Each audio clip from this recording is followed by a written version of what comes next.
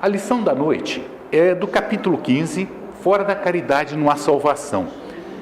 Nós temos os itens: o que é preciso para ser salvo, parábola do bom samaritano, o maior mandamento, necessidade da caridade segundo São Paulo, fora da igreja não há salvação, fora da verdade não há salvação, instruções dos espíritos, fora da caridade não há salvação. A gente sabe que não existe coincidências, né? Adel Modeste leu agora Fonte Viva, e o Fonte Viva foi uma mensagem tirada com base na carta aos Coríntios do Paulo. Nessa lição, fora da caridade não há salvação, essas instruções dos Espíritos é do apóstolo Paulo também, que foi passada para o Kardec, que o Kardec colocou aqui no Evangelho em Paris, 1860. Paulo, o apóstolo, que é fora da caridade não há salvação, que essa mensagem é dele. Então nós nos perguntamos sempre, mas o que é a caridade? O que é fazer a caridade? A caridade é caridade moral? É caridade material? O que significa a caridade? Então a gente, na primeira parte aqui, nessa primeira lição que fala sobre o que é preciso para ser salvo. Primeiramente, nós temos que esclarecer o que é ser salvo. Na doutrina espírita, a concepção de salvação não é a mesma que muitas igrejas, igreja católica, algumas igrejas evangélicas, né? Na salvação, nós não vamos nos salvar de um inferno e ir para um céu, é diferente. Embora a concepção deles seja essa, nós também não podemos criticar que é a forma com que acreditam nessa salvação. Para a doutrina espírita, todos, absolutamente todos, serão salvos. Essa salvação, esse salvo, cabe um parêntese, ela é feita através das reencarnações, em que a gente vai chegar à plenitude, nós vamos chegar à perfeição. Esse é o final de todos nós, todos os espíritos. E essa finalidade nós vamos alcançar através dessa luta na vida a vida, no dia a dia. Aí poderíamos usar, seremos salvos, mas não é salvos, nós seremos perfeitos. Então, essa é uma diferença que a gente tem que demonstrar, o que é a salvação. Por quê? Porque Jesus falava de uma forma para as pessoas daquela época, em que era arraigado e era muito forte a ideia de inferno, a ideia de vingança de Deus, a ideia de um Deus muito cruel, né? E que ele condenava os seus filhos à eterna, vamos dizer assim, ao fogo eterno ou à salvação eterna. E nessa primeira parábola aqui fala justamente sobre isso, que veio, né, um filho do homem em sua glória, e ele junto com seu séquito, chegou lá no seu trono e começou a separar, né, as pessoas, como se separam as ovelhas dos bodes. E aqueles que ele achava que eram bons, ele joga para um lado, os que eles achavam que eram maus, joga para outro. Aí ele disse para esses considerados bons que passaram à sua direita, né, vós que fizeste a todos os pequeninos, vós que fizeste, cobriste, deste de comer aquele que tem fome, de beber aquele que tem sede, que vestiste aquele que estava nu, visitaste o que estava doente e que fosse me visitar na prisão, foi a mim que fizeste, disse o rei, a majestade, essa pessoa. Mas aí, essas pessoas que estavam à direita, que eram considerados bons, perguntaram, mas quando foi que nós fizemos isso? Ele disse, todas as vezes que fizer um dos pequeninos, foi a mim que fizestes. E aí aqueles que estavam à esquerda, que eram considerados maus, disseram, mas quando foi que nós deixamos de dar de comer? E eles falaram, vocês vão sofrer e vai para o sofrimento eterno. Falaram, mas quando foi que nós deixamos de atender ao Senhor? Olha, todas as vezes que não fizeste a um desses, nós não vamos repetir tudo. A um desses pobre, que estava com fome, que tinha sede, que estava preso, que estava sem roupa, foi a mim que deixaste de fazer. Então vocês vão passar para o tormento ou para o castigo eterno, e vocês à direita para a salvação eterna. Certo? Certo. Mas o que ele quis dizer com isso? Primeiramente, nós temos que notar que nós somos os instrumentos de Deus. Nós vemos que Deus não age diretamente para fazer as coisas. Por exemplo, atender as pessoas, procurar, vamos, nesse caso dessa lição, aquele que tinha fome, aquele que tinha sede, aquele que tinha frio. Ele fez ou ele faz das pessoas o instrumento da sua vontade. Então, essas pessoas que agiram dessa forma, atendendo o seu próximo, fizeram a vontade de Deus e fizeram para ele. É o que ele quis dizer. Então, nós todos somos instrumentos de Deus. Deus não age diretamente sobre as coisas, sobre as pessoas.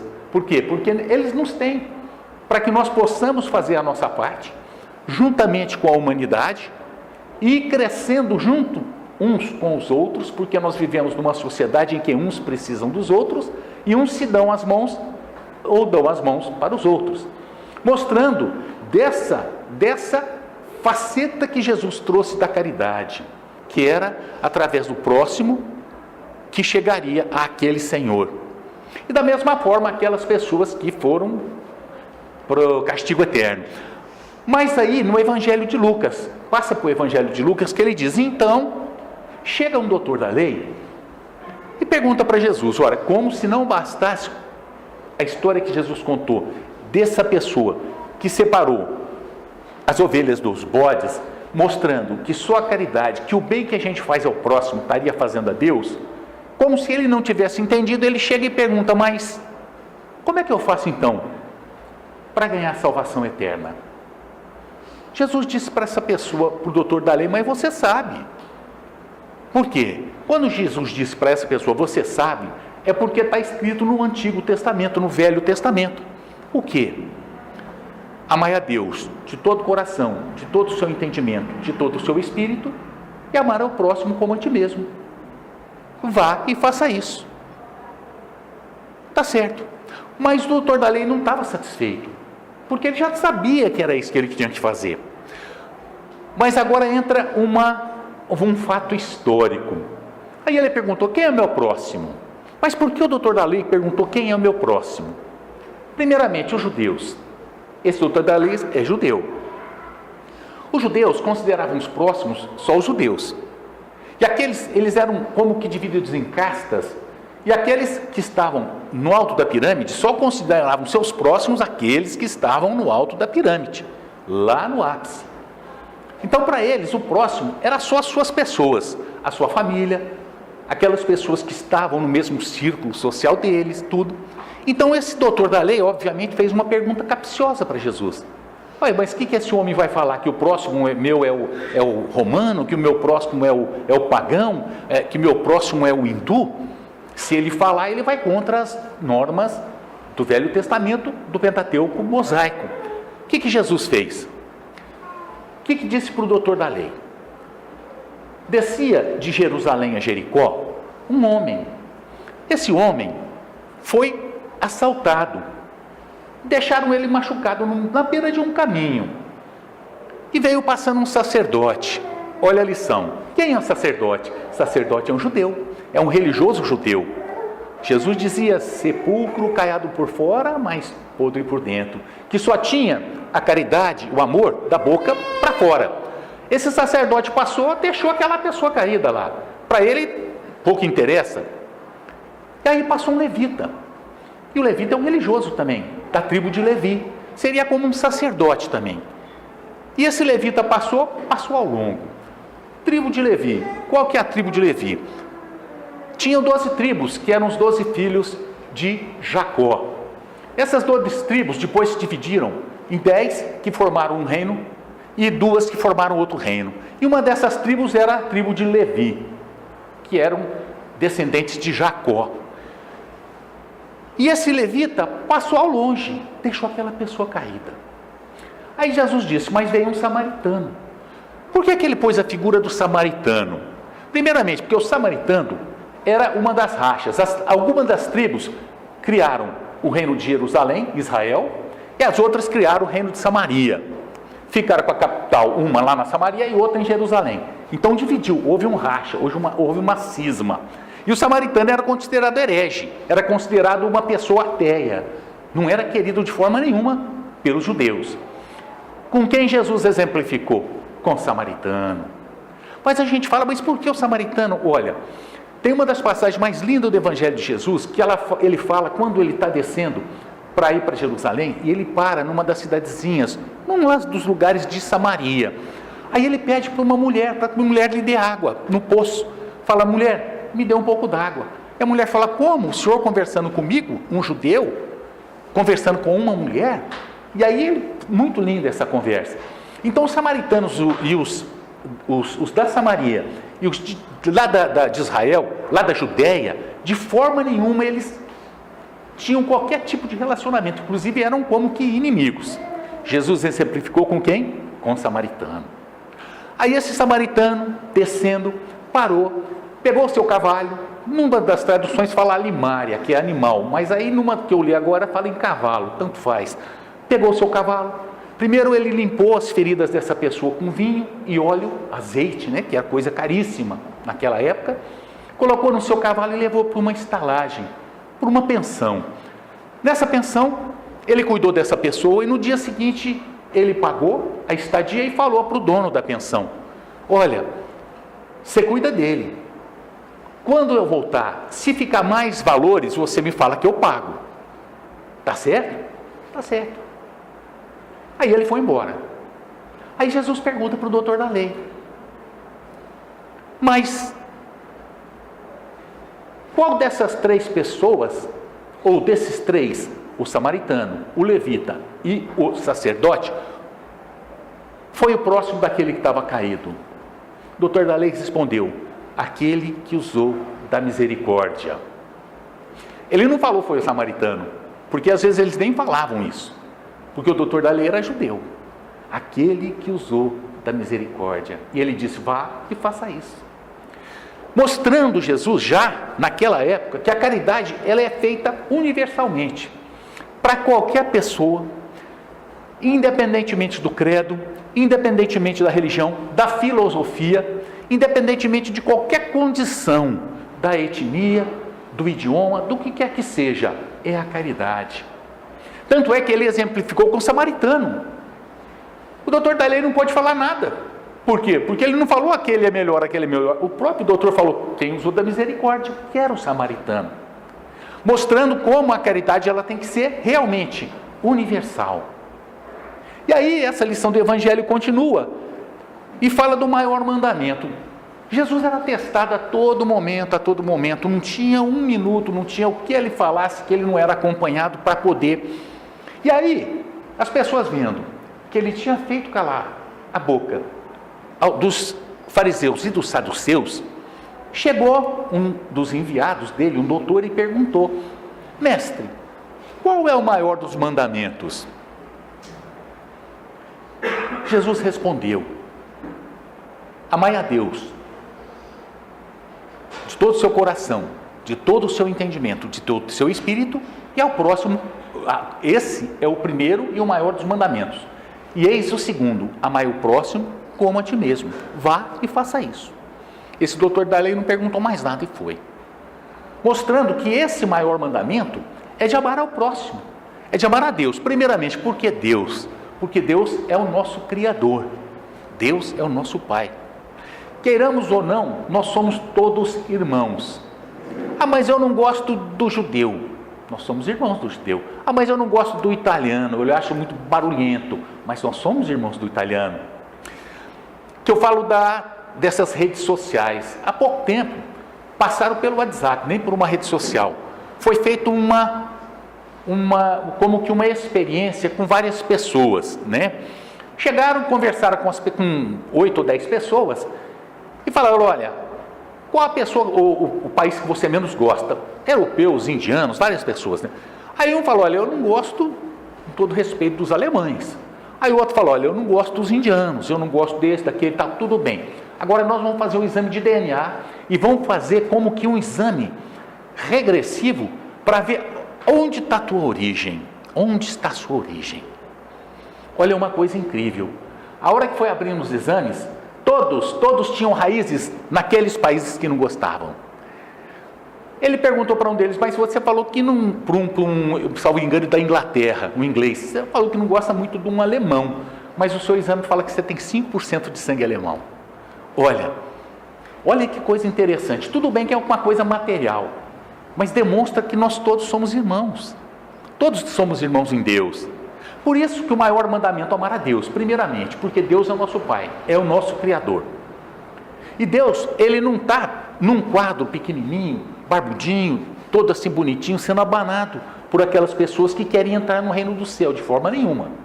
A concepção da doutrina espírita de Deus é outra. Primeiramente, nós vamos ver a primeira pergunta do Livro dos Espíritos que Kardec fez aos espíritos: quem é Deus? Não. Ele não perguntou quem é Deus, porque se perguntasse quem é Deus, ele estaria transformando Deus num ser antropomórfico, ou seja, a nossa imagem. E ao contrário, nós somos a imagem de Deus. Ele perguntou: o que é Deus? O que respondeu os espíritos? Responderam: inteligência suprema, causa primária de todas as coisas. Só isso. E mais para frente ele fala: mas eu queria, tem como a gente ter a concepção? Falou: não, vocês ainda não têm atributos, vocês não têm ainda, vamos dizer, nós não temos sentidos ainda para conseguir apreender o que é Deus. Basta que conheça as suas obras.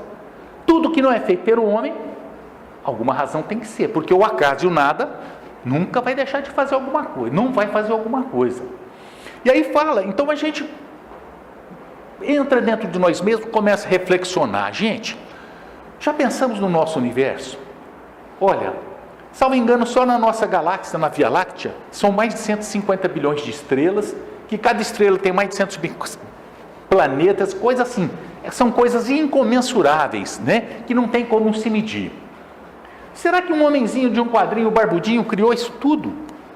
Essa pessoa criou a todos nós, 7 bilhões de encarnados só na Terra, mais de 20 de desencarnados.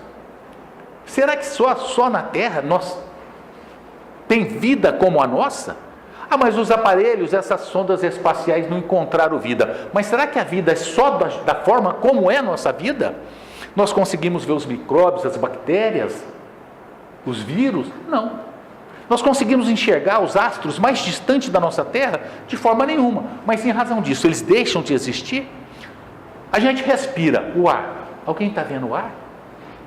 Por a gente não enxergar, por a gente não saber como é feito, de onde vem, não existe? Não.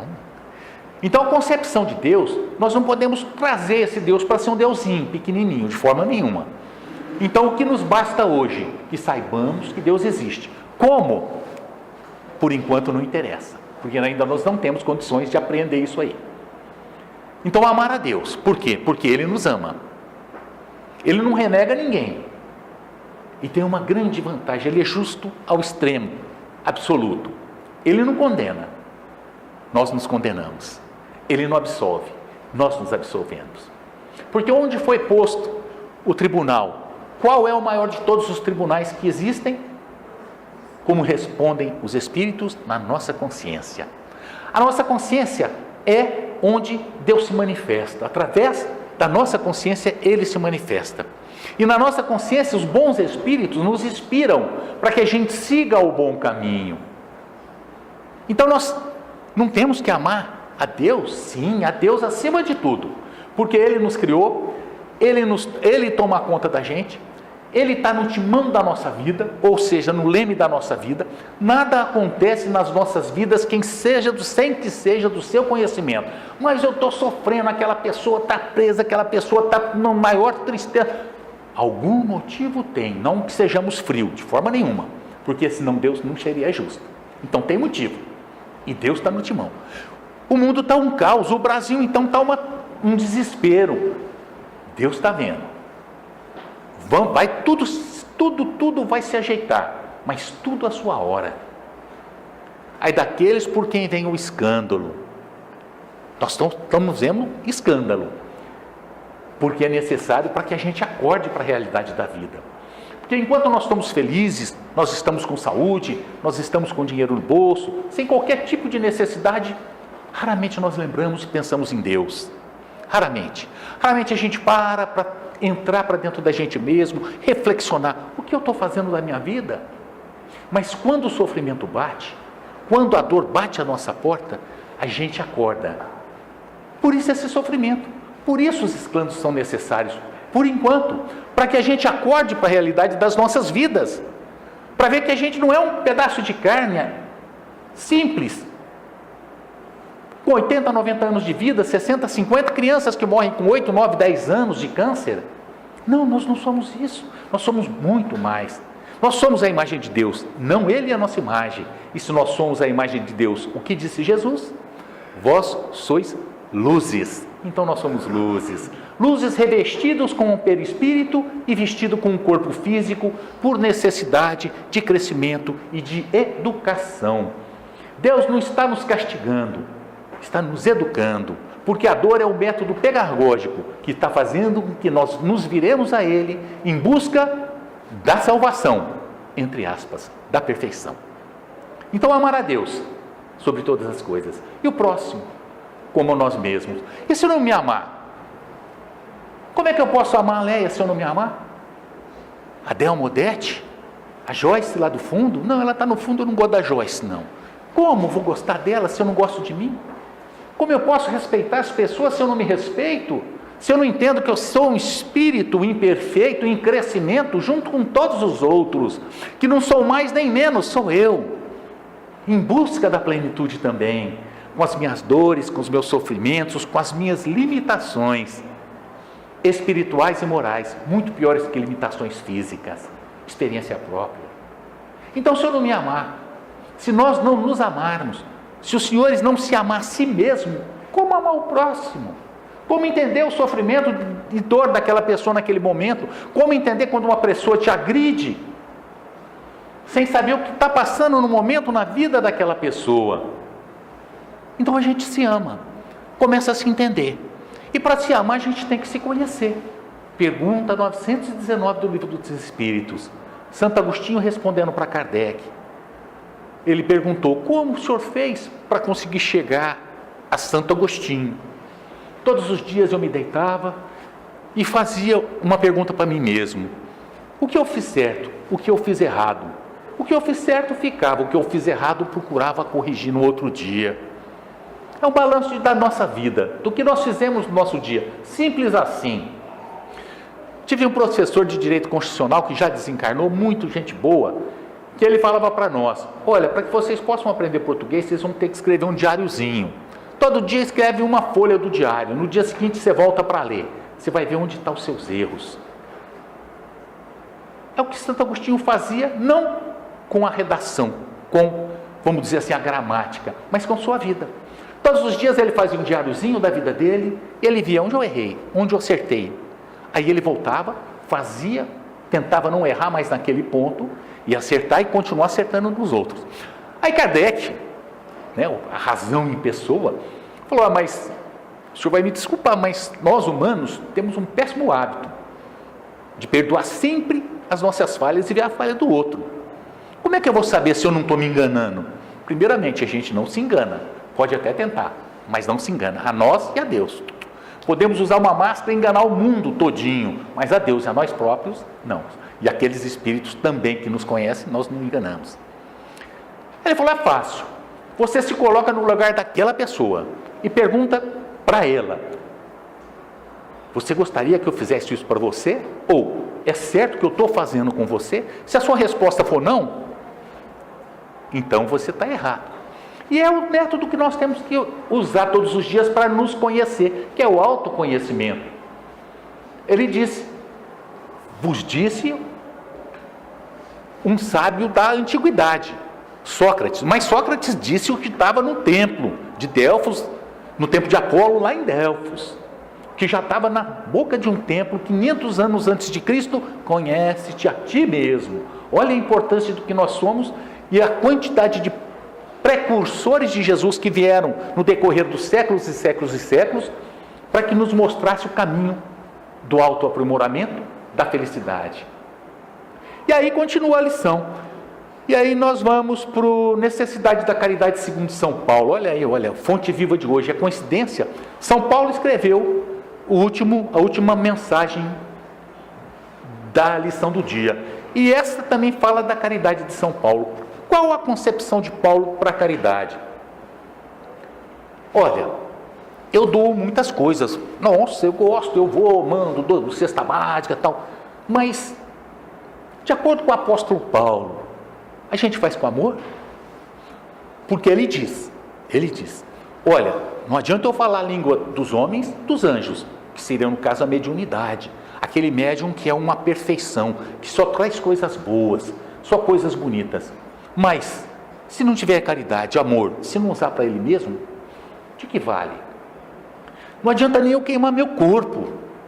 Naquela época, os cristãos já começaram a ser queimados vivos. Não adianta nem eu dar meu corpo para queimar, mas se eu não tiver caridade ou se eu não tiver amor, que adianta? E se eu doar todos os meus bens, ficar sem nada, mas não tiver caridade, nada adianta. A concepção de Paulo da caridade é essa. Não adianta a gente doar tudo de nós, mas se a gente não fizer com amor, eu vou fazer o sopão hoje, vamos fazer o sopão, mas eu vou fazer o sopão brigado com meu marido, com a minha esposa, com meus filhos ou com alguém da minha família, chego cheio de ódio, pego a minha mão com aqueles fluidos negativos e vou mexer naquela água lá. No dia seguinte deu dor de barriga em todo mundo. O que foi? O ódio, jogado lá para aquela água. Por quê? Porque foi fazer uma caridade, olha, concepção, foi fazer uma caridade, mas onde estava o coração daquela pessoa? Estava lá? Não estava. Estava lá na briga, estava lá na onde arrumou o problema e transmitiu para aquilo que foi fazer, então não vai fazer. Tem uma amiguinha minha que fez a faculdade que ela sempre me dizia uma coisa que a gente sempre faz como um lema, né? Saber dizer não. Por quê? Antes, eu vermelhar de vergonha agora do que amarelar de raiva depois. Saber falar não. Vamos lá fazer uma distribuição de cesta básica? Não, eu não vou. Mas você não é caridoso? Não, não sou, não tem importância. Porque não adianta eu ir. Se eu não fizer com amor, o que adianta? Como disse o apóstolo Paulo, e olha que Paulo, todos conhecem a história do apóstolo Paulo. Ele era um dos maiores perseguidores de cristão naquela época, maior perseguidor de cristão. Na estrada de Damasco, ele caiu do cavalo, porque uma luz muito forte veio e derrubou. Ele ficou cego, e nessa luz que veio vindo para ele, lhe perguntou, para Paulo, que chamava-se Saulo, Saulo, Saulo, por que me persegues? Paulo perguntou, quem és tu, Senhor? Sou eu, Jesus. O que Paulo fez? Não, eu não quero saber, o Senhor está perseguindo. Ele só perguntou para Jesus, o que queres que eu faça? Simplesmente, se converteu na primeira conversa que ele teve com Jesus. Se tornou o grande apóstolo Paulo, um dos maiores divulgadores da doutrina cristã na história da humanidade. Haroldo Dutra Dias fez um mapa do que Paulo andou na antiguidade a pé, porque quem tinha cavalo ou camelo era gente muito rica, para conseguir levar aquela mensagem de Cristo. O amor que ele levou para as pessoas, ele se doou, ele apanhava.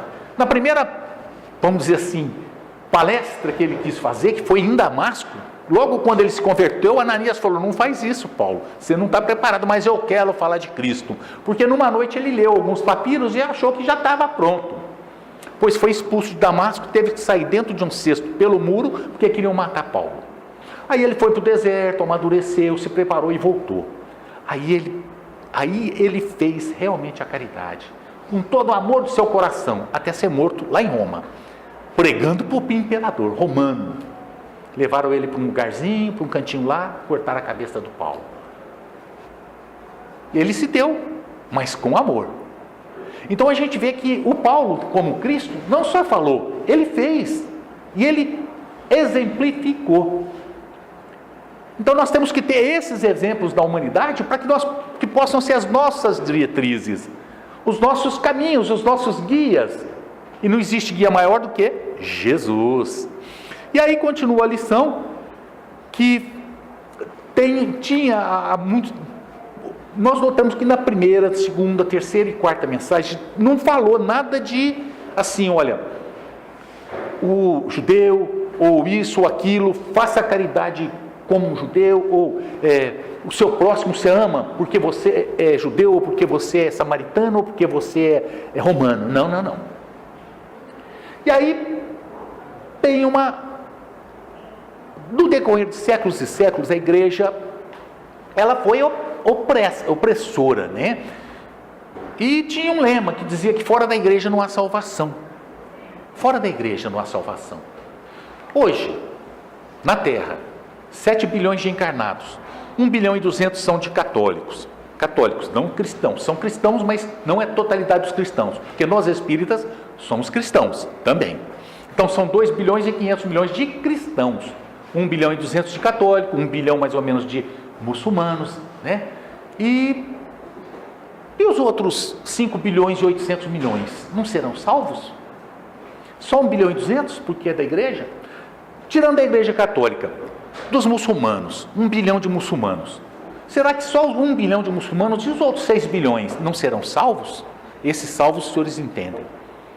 Não, mas nós somos espíritas. No Brasil são 3% de espíritas. 3% de 200 milhões de habitantes são 6 milhões de habitantes.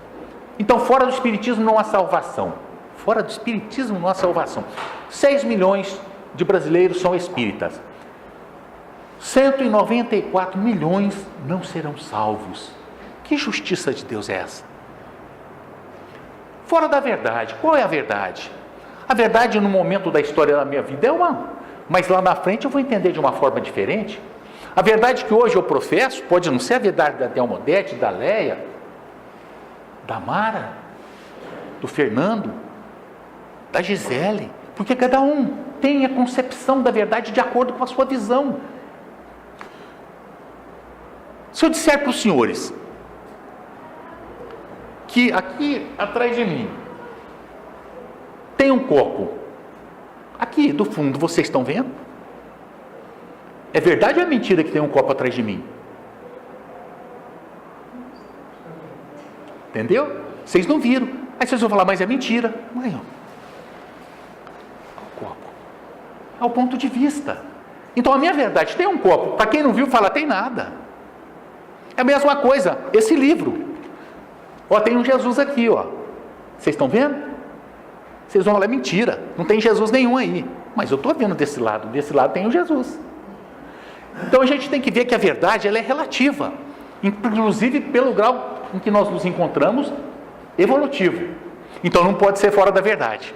Porque fora da verdade, qual a verdade? Né? Mas aí vem o apóstolo Paulo na última lição e fala, fora da caridade não há salvação.